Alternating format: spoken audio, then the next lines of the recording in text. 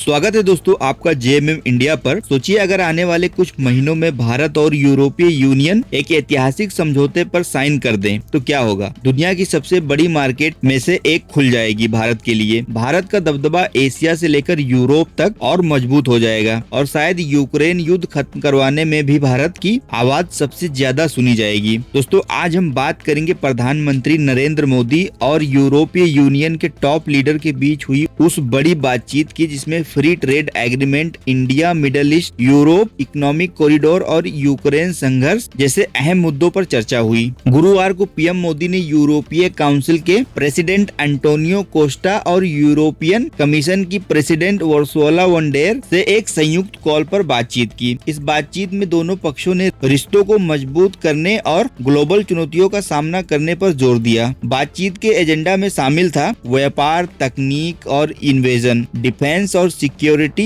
निवेश और स्थिरता, सप्लाई चेन रेजिलियंस। यानी भारत और यूरोप का रिश्ता सिर्फ राजनीतिक नहीं बल्कि आर्थिक और रणनीतिक दोनों स्तर पर गहराता जा रहा है। दोनों पक्षों ने सबसे बड़ा फोकस रखा India EU free trade agreement यानी एफटीए पर। यह एग्रीमेंट अगर साइन हो जाता है तो भारत और यूरोप के बीच व्यापार नई ऊंचाइयों पर जा सकता है। यूरोप की 450 मिलियन आबादी भारत के लिए एक विशाल मार्केट होगी। वहीं भारत यूरोप के लिए एक भरोसेमंद पार्टनर बनेगा, खासकर तब जब चीन और रूस पर यूरोप की निर्भरता लगातार घट रही है। पीएम मोदी ने साफ कहा, हमें जल्द से जल्द एफटीए को फाइनल करना होगा। ईयू की तरफ से भी यही संदेश आया है कि 2025 के आखिर तक ये डील पूरी करनी होगी। बातचीत में दूसरा बड़ा मुद्दा था India middle east Europe economic corridor. ये वही कॉरिडोर है जो भारत से शुरू होकर यूएई, सऊदी अरब, जॉर्डन, इजराइल होते हुए यूरोप तक जाएगा। इसे अमेरिका भी सपोर्ट कर रहा है और इसे चीन की बेल्ट एंड रोड इनिशिएटिव का जवाब माना जाता है। अगर ये कॉरिडोर कामयाब होता है तो भारत सीधे तौर पर यूरोप से जुड़ जाएगा, कम समय, कम लागत और ज्यादा रणनीतिक फायदे के साथ। अब आते हैं सबसे संवेदनशील मुद्दे पर, यूक्रेन युद्ध। पीएम मोदी ने फिर से दोहराया कि भारत शांति का पक्षधर है और युद्ध को जल्द खत्म करने के लिए डिप्लोमेटिक रास्ता जरूरी है। वहीं ईयू नेताओं ने साफ कहा कि भारत अपनी न्यूट्रल और बैलेंस पोजीशन की वजह से रूस पर दबाव बनाने में अहम भूमिका निभा सकता है। यूरोपियन कमीशन की प्रेसिडेंट उर्सुला वॉन डेर ने तो ये तक कहा, भारत इस युद्ध को खत्म करवाने में एक महत्वपूर्ण रोल निभा सकता है। ये सिर्फ यूरोप की समस्या नहीं बल्कि पूरी दुनिया की सुरक्षा और अर्थव्यवस्था के लिए खतरा है। दोनों पक्षों ने तय किया कि अगला इंडिया ईयू समिट भारत में जल्द से जल्द आयोजित किया जाएगा। पीएम मोदी ने दोनों नेताओं को भारत आने का न्योता भी दिया। तो सवाल ये है, इस बातचीत का असर कितना बड़ा होगा। अगर एफटीए साइन हो गया तो भारत को यूरोपियन मार्केट तक आसान पहुंच मिलेगी।